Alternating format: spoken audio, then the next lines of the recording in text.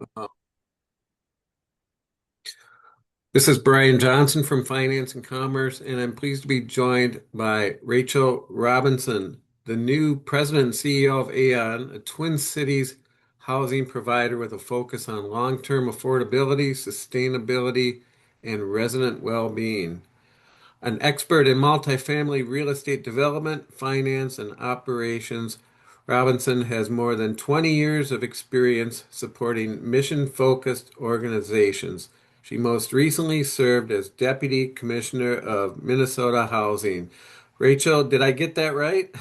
That's all correct. Thank you. Yeah. Sounds good. Well, thanks for joining me today. How are you doing? I'm doing great. I had the chance to get out and see one of our properties almost done with construction, about to open. So a great way to spend the day, even though it's raining today. Got out and got dusty boots, and uh, it was a good day. So, Great. And I understand you just started your new role just a few days ago. Is that right? that's correct. I'm on day 4, very full 4 days. How's it been going so far? You just jumping right in, hitting the ground running? Hitting the ground running. I mean, one of the things that's great is that I know the industry so well, and I've partnered with Aon. So I've got that, kind of short learning curve for a lot of the things that we do. But it's so important to me, I'm sure for any executive in a role like this, to get to know the people who are Aon and who support Aon. So that's really my focus this first week. Just a fantastic bunch of professionals here at Aon, and putting all the faces and the names together and doing that part of it. Well, before we jump into your new role, I wonder if you could just tell us a little bit more about Aon and its mission. Yeah, Aon's mission as a housing provider and developer, we sustain and improve communities, and through that, we sustain and improve lives. We're a long-term owner, and we build senior, permanent supportive housing and family housing in Minnesota, in Twin Cities, and a few hours away. And really important work, and the work that I've done for my whole career, and Aon does it extremely well. And what attracted you to this new opportunity with Aon? I've partnered with Aon as a funder many times in the past, and I know the Aon team and the Aon mission well from just being with peer organizations when we share information and knowledge. And Aon has a great reputation as a developer and an operator, as being one of the first to do things like have dedicated staff for asset management, which is really important in our industry.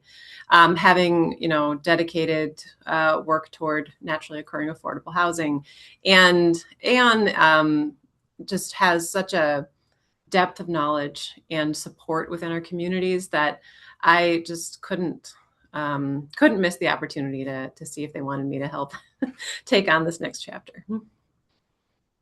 And as I mentioned in my brief intro, I know you have a lot of experience in housing, most recently with Minnesota Mhm. Housing.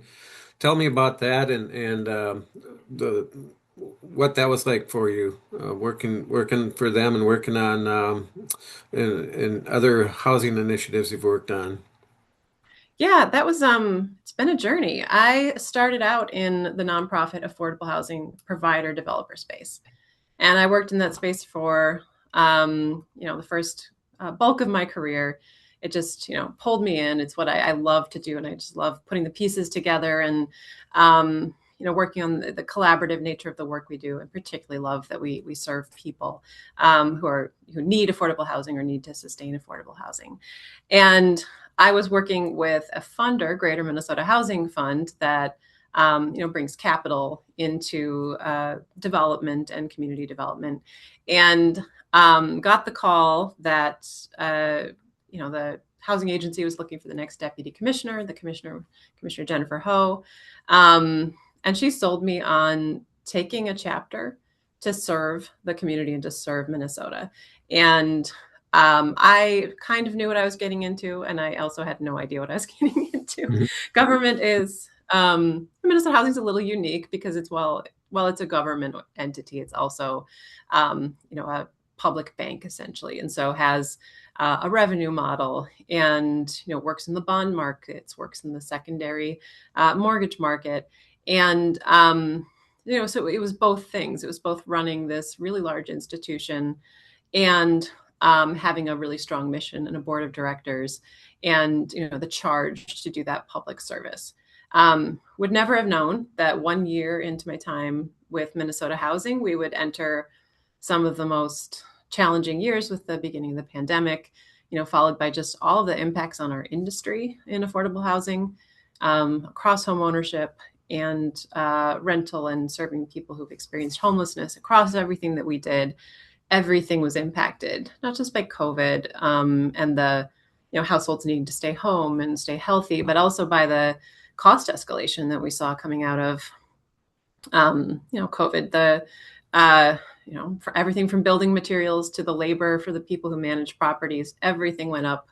We've got property insurance challenges, we've got property tax challenges. And so, for many years, we were just kind of facing those challenges one at a time, sometimes two at a time.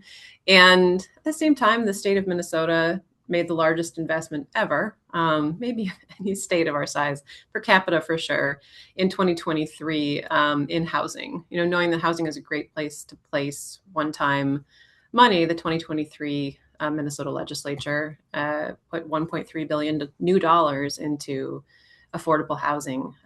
So a real whirlwind to go from, let's run the agency in 2019 to let's get through a crisis to let's spend the most money we've ever had. And I'm really grateful for all that and the opportunities it gave me as a leader to test my leadership and to develop as a person and leading others, leading myself, leading through challenges.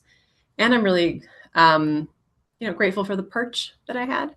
I saw what gets done and how it gets done for every single development that the state finance agency touches, and how we worked with the communities, and so emerged with quite a bit more knowledge on just what's working right now coming into this role.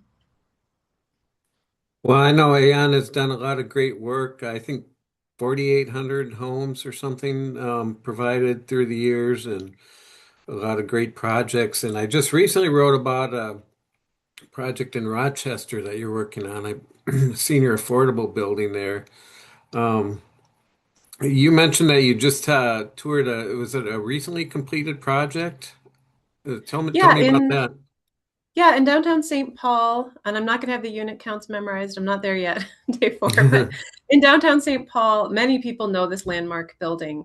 The building is Mary Hall, and it had been, it's a 100-year-old building. In fact, it sounds like we will be opening it 100 years. We'll be reopening the building 100 years after it originally opened. And it was dormitory style housing for nurses. It served as clinic space, and it served as very low cost housing for people who've had otherwise would experience homelessness. And Catholic Charities has focused their efforts just next door, which is also in St. Paul, at the Dorothy Day complex. And Mary Hall, Aeon took on, and with a combination of resources from many partners, including the state, is renovating with historic tax credits, and with low-income housing tax credits, renovating the building into a more, a contemporary development for singles, for people who've experienced homelessness, with supportive housing. It'll serve veterans, and we'll have 3 service partners there who are making sure that people have long-term success. So it's a really fantastic, really fun to see development. We're excited to get the community in to see, because it honors the historic nature of that building that you see, from so many corners of St. Paul, honors that historic nature, preserves a lot of the character, and is going to be home to many people who will get to, look out these beautiful restored windows and look at the cathedral and look out across downtown St. Paul. It's really going to be fun. And what else do you have going on in terms of projects that are in the pipeline? Anything you'd care to highlight? Yeah, you mentioned Rochester. Loved that article. Loved seeing that highlighted, and just the welcoming, nature of the community in Rochester. We're also underway with a development in Minneapolis that's also a partnership with Catholic Charities. It's the Exodus development, the St. Olaf Exodus building. I've not been to see it yet, but I've heard great things. And this is a building that will also be going through a significant amount of renovation to be permanent supportive housing in Minneapolis. So those are ongoing, and our team has, they're bringing me up to speed on our pipeline, continuing to develop and look at those new opportunities while also preserving our existing portfolio of housing. And is most of your work in the Twin Cities area? I mean, we talked about the Rochester project, but where do you primarily build? Yeah, the organization Aeon was, originally a place-based organization, obviously long before my time, but got its start in South Minneapolis neighborhoods and has been a Twin Cities developer. But we do have developments in Big Lake, now in Rochester and Chaska. So we're a Twin Cities and a little bit beyond developer, but very much a Minnesota organization, and I expect we'll stay that way at least for a while. And can you talk a little bit more about your vision for the company and kind of where you hope to go from here? Yeah, the vision is very much build on all of the strengths that we have already at Aeon. Build on our reputation in the community to continue to develop.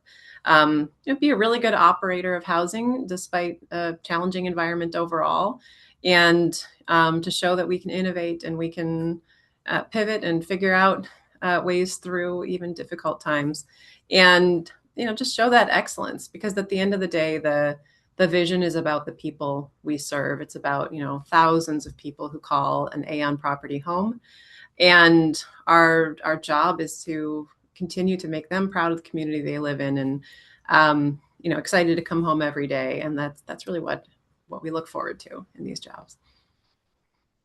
Well, you talked about some of the challenges, especially going back to COVID and even Mhm. other going back further than that. But what are some of the construction certainly isn't getting any cheaper, and we're at war in the Middle East now and everything else. So, but Yeah. what do you see as some of the opportunities and challenges moving forward, and how will you? I mean, there's certainly no shortage of demand for affordable housing, right?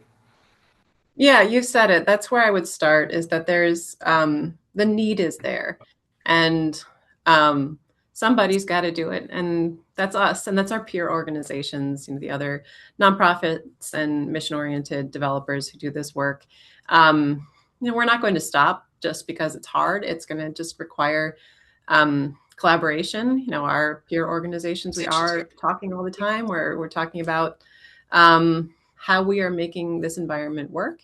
And we're grateful that we have partners in Minnesota where this community, at large, not just government, but also philanthropy and our supporters within the community, that we just have so much support that we can do hard things, because we can figure out what it looks like to just tolerate high construction costs. The alternative would be do nothing. And that's not going to help us out of a housing crisis.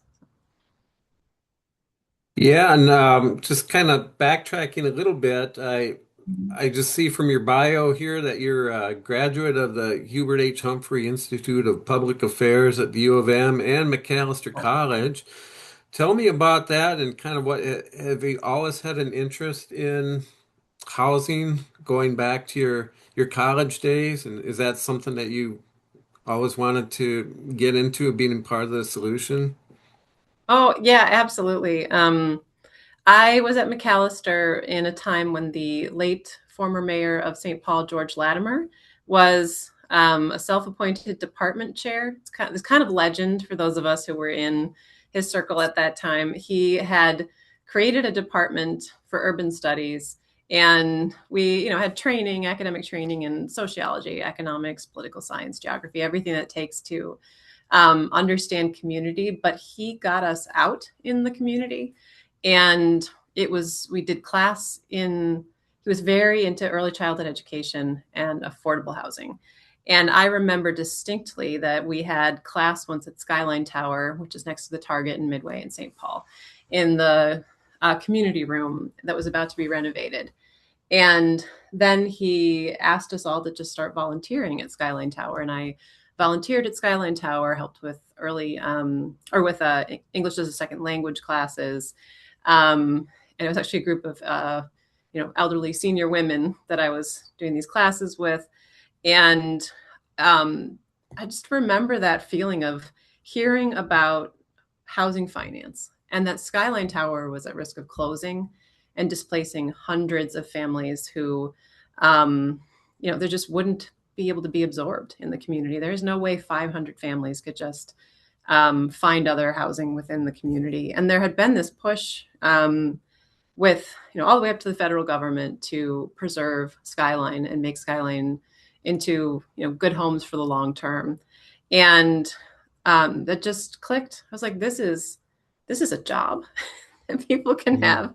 have, where you work with these tax products, and the result is that you have beautiful community spaces, renovations, new elevators, and give people back a home that they desperately need. And then flash forward, I went to grad school, very committed, very in. I was already working in the field, and later worked for CommonBond Communities, which owns Skyline Tower, where I refinanced Skyline Tower. And it just, it's just been a lot of full circle moments. I'm meeting many people here at Aeon who are earlier in their careers who just have had that inspiration somewhere in the school, community pipeline. And I think for all of us who work in housing, even across the whole housing spectrum, home ownership and market rate, we've all had, I think, that just moment of, this is a job. This Mhm. is, something I could be passionate about and do every day. And we're getting back to what's happening now. We're still in the legislative session. I know they're, as we speak, they're on the Easter Passover break, but is there anything in particular on the housing front that you're following at the legislature? Yeah, we're watching the housing committee closely. There's on the table some housing infrastructure resources, which in multifamily we demonstrated over and over again that we can put those to use. They leverage other tax and debt. That's a really effective way to get it, develop and renovate housing. And we're also watching the governor's budget and some of the proposals from the committees in both the House and Senate that include resources to help with the emergency rental assistance component, with some of the dollars for permanent supportive housing, which just continues to be a place where we need to build and do more, and for home ownership, which helps the system overall. So we're definitely watching, and they don't have much time left. So we hope they, wherever they need us, we'll be there. Yeah, we'll see what happens there. Well, Mhm. you've been generous with your time, Rachel, and I know you're a busy person. Is there anything else that you'd care to touch on, though? I just want to give you the last word before we sign off here. Anything else that you'd care to highlight?